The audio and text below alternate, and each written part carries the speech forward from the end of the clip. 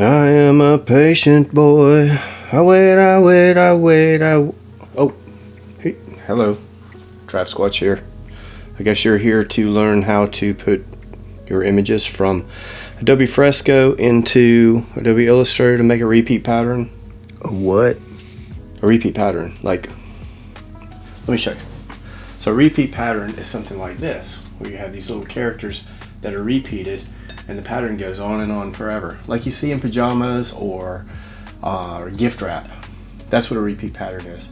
So we can take our little characters that we've drawn and create this in Illustrator and make a repeat all over pattern that can in turn be used on designs and whatnot. Let me show you how I do it. Sort of how I do it. Like, I've worked with a lot of clients over the years, and if it's something that I'm creating like this, I usually am pretty solid about what my colors are, so I don't have to change them. There's a different way to do it if you want to be able to change your colors. I can show you that at another date. This is the easiest way to do it, so let's get started. So maybe you can see this. Over here to the right, I have all my layers, but none of these are really important except for this top layer right here, which I have made into where I put everything into one layer. As you hover over it, it pops up. And as you can see, everything is right here that I have drawn. Got these goofy little characters, a trademark Sasquatch guy. I'm kind of an outdoor camping, survivalist, loving, crazy person, outdoor thing. Anyway, what I do from here is I go up here to the top and I share this, and I go down to publish and export. Again, I'm in Adobe Fresco. You can do the similar thing with Procreate. I just prefer Adobe Fresco because it works pretty fluid with my brushes that I have in Photoshop, and I don't know, I'm a weirdo. So then I go over here to the left. There is quick export as. I'm going to hit export as. I'm going to make sure that this is a PSD file, which is a Photoshop document for those of you who do not know. I'm going to hit export, and then I'm going to airdrop this. I don't have to airdrop it because it's an Adobe product. I could be using the Adobe Cloud. This is just how I'm used to working, so this is how I'm going to continue to work. I'm going to hit airdrop. I'm going to find my Mac, and it is done. So now we'll move on to the computer. As you can probably tell, it is now in my downloads folder. I should have named it. I did not. I'm bad about that, but I only use it for a second, so I'm going to double click on that to open it up into my Photoshop file. And here again, over on the right, all of my images are on the one layer. I just have the background color so I can differentiate. But I will take the lasso tool and I will just circle each element that I want to bring in. And I've already got lots of windows open. This Illustrator file is already open. It's 12 by 12. Whatever size you want, whatever size you're comfortable working with. And then I just take the direct selection tool,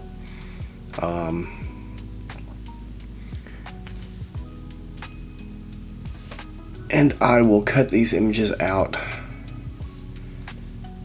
as I see fit. L is for lasso.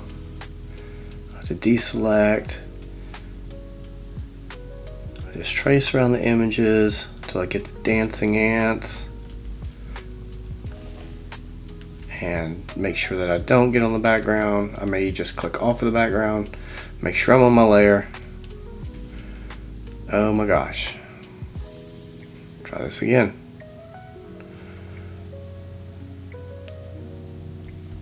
I am fumbling around today. Can't think. I didn't get a lot of sleep last night. I don't know why. My brain likes to work non-stop. It makes me do crazy things. like try to remember all of my teachers in my entire life before it will let me go to sleep. Crazy. And I can't always do it, but my brain gets tired and eventually I'll fall asleep, and then an hour later my alarm clock will go off. So I'm just cutting out these guys. I'm not going to do all these words, I don't think, right now, or I'll speed this up.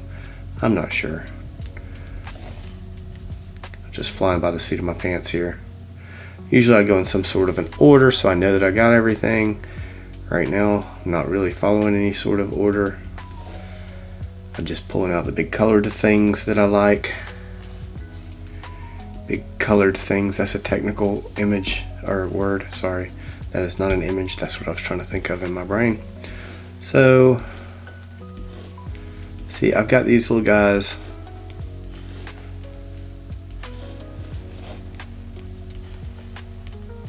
Watch out for that snake, get you. So I don't know.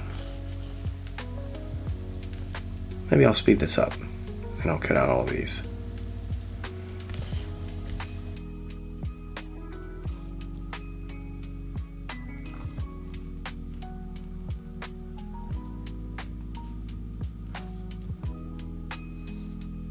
Y'all know leaves of 3, leave them be, right? You know what those are? Itchy plants.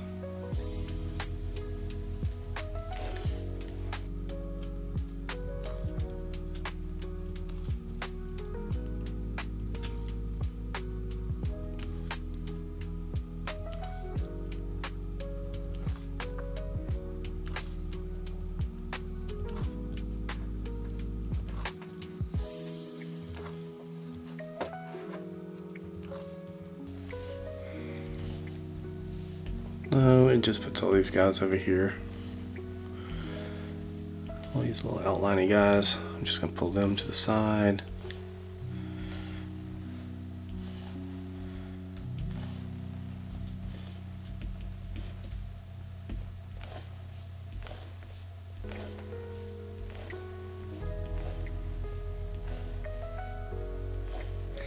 Now, I said this was the easiest way to do it. It's really not the easiest way to do it.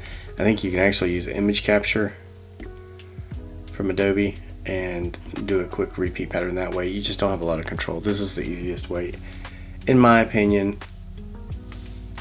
I'm gonna do a, hold on, I guess I didn't really show you what I did there. I want to build a box. I want to build a square box, and what I do is I hit the rectangle tool, which is also the M. If you hit M, that is the shortcut. If you hit M and you click and you click and you click, you'll get the dialog box, and you can actually type in. To start these repeats, it's gonna be much easier if you start with a square. We're gonna just do 12 by 12. Make sure that you pick a color. You don't have to, but we don't want a clear box yet. And so we'll just find a color.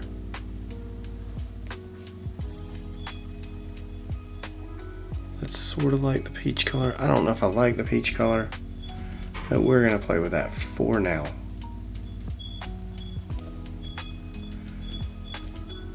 And I'm gonna pull all of my elements just down here. Now, if these were editable, if I was doing this, if I was pulling these in and building them as transparency masks, which is what I may show at a later date, I would probably build them and put them into symbols. It's just much easier to work in symbols. But because these aren't editable anyway, they're little PNGs, I think, I'm just going to use them as is. Now, right now, everything is behind my artboard. So I will click on my artboard and I will hit Command, Shift, and the bracket. The first bracket, I don't know if first and second bracket, does anybody know what those are actually called? Open bracket, it's the square bracket. the basketball bracket, I don't know. And then I'll just start placing these guys in here. A lot of times when I do repeat patterns, I'll do one that's upside down, one that's right side up. That's called a two-way. Then there's four ways, there's tosses, there's all kinds of different repeat patterns that you can do. This one here, I'm not doing that. We're just going to put these guys straight up and down as a one-way, but we may switch out the direction that they're going, which I may or may not do. As I'm moving these around, I can hit the O button and hold down the shift key and switch their places like that. I don't know if I want this guy multiple times right now. I don't really like him that way.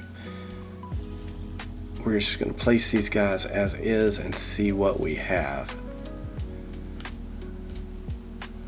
I don't want anybody getting bit by a snake, so I want to put him kind of away. He's just a cute little snake anyway. He's non-venomous, guys, non-venomous, so don't freak out. I'm stepping in the fire. So we just kind of place these guys around, but we need to be a little more mindful and spread them out.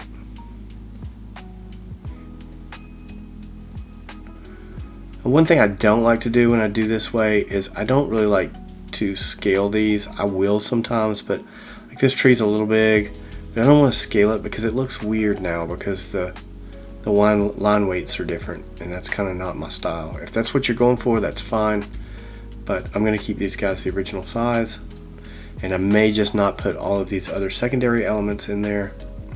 We will see. This guy is standing a little crooked though. I didn't draw him the other way. I think my eyes are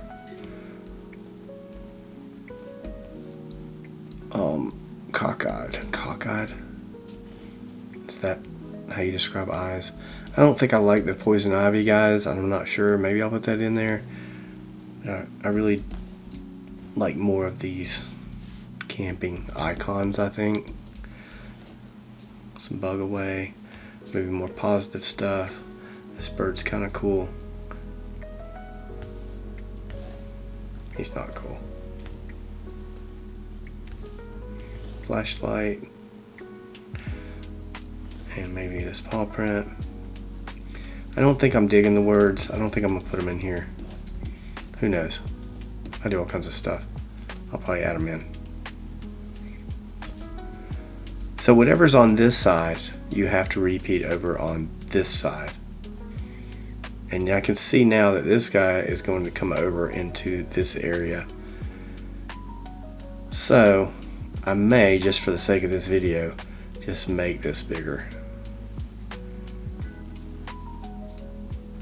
Typically on a repeat, you don't want to change the height. That is the roller size right here, which means that if this was being reproduced, it would meet where it ends, which makes the repeat pattern. So if it was like a 12-inch repeat, you could not change this, but typically you can change the width of something. So you can have something that's not squared at whatever size. I mean, I wouldn't go too big or you won't get the same repeat. But just for the sake of this video, I'm just gonna make this bigger. We're not really worried about the repeat size right now. It's mostly in garments. Most of your direct what do you call it, drop shipping type companies, they are able to just print this on whatever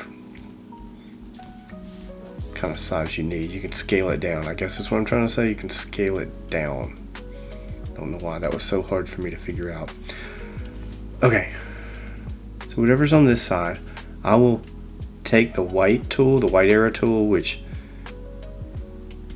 I'll just hit command to get it to do this, and I will select this guy and the background, and I will grab a corner down here, and I will hold the option key at the same time as I hold shift and let it meet up, snap to the guide right there. If I don't know if I'm quite snapped to the guide, I can hit command Y and make sure that my lines are directly even there. delete that guy, Command Y to go back to that. Okay. I must have locked that. There. Delete. So then I will take these top guys all the way across, and I'll do the same thing on the bottom. Snap it too. So there's going to be a line here because I don't have anything kind of over. So I think I'm just going to pull this guy over a little bit. Maneuver some of this stuff around. This is not really the best repaint, if I'm being completely honest here.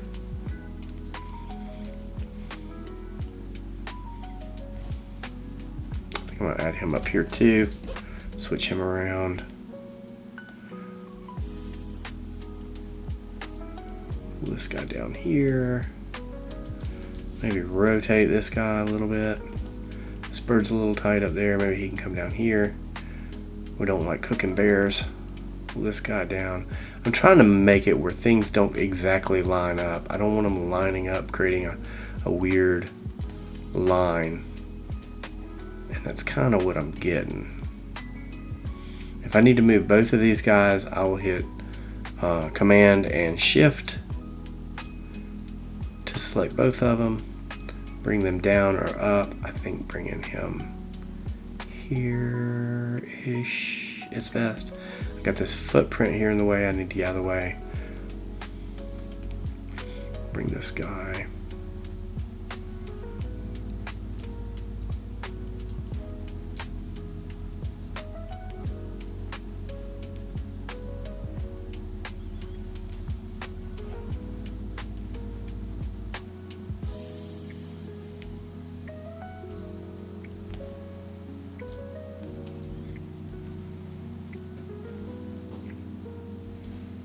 Maybe something like that. I kind of would like to switch up this guy here. Maybe this guy gets turned slightly to fit in there. It's looking a little bit better. I kind of would like to see this guy up here too. Just to give a little bit of color balance.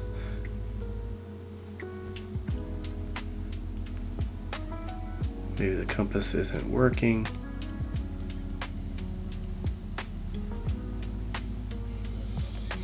So this guy's down here. I need to make him go back up top. Now I can select both of these guys. Plug away. This guy has to go over to the other side.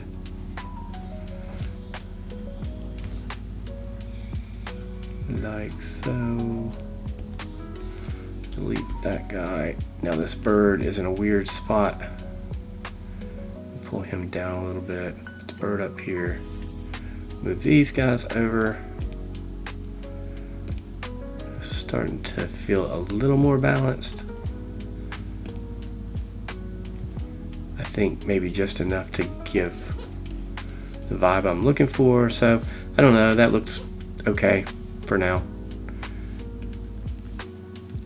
I am going to select the back, the pattern in the back, and I'm going to hit Command C, Command B, and then the command, if you're on a Mac, Shift, the first bracket, and then I'm going to go over to the palette and I'm going to change it, to no fill, and then that's going to give me the actual repeat. If I don't do that step like this, I can take this guy and I will put him in my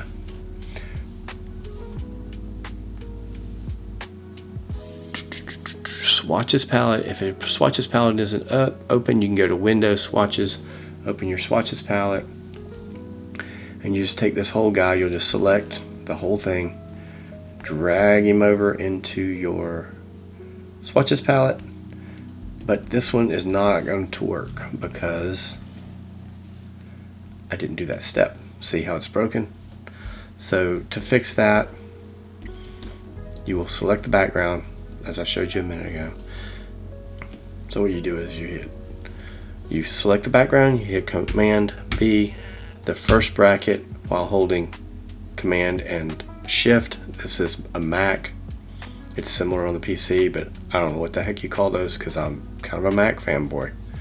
Control, Command, I don't know what it is on a PC. I'm drawing a blank. I think I knew that, but I don't know it now. Anyway, when you send it to the back, you go and you make your fill over here on the left to nothing. Then you select everything and you drag it. You can actually drag it over the pattern that you messed up by holding Option, and then you can tell because it fills in all the way. And now we will go and hit M again, and I will drag a big repeat out, click on the swatch, and there you go. And no matter how big we make this, it's a repeat pattern.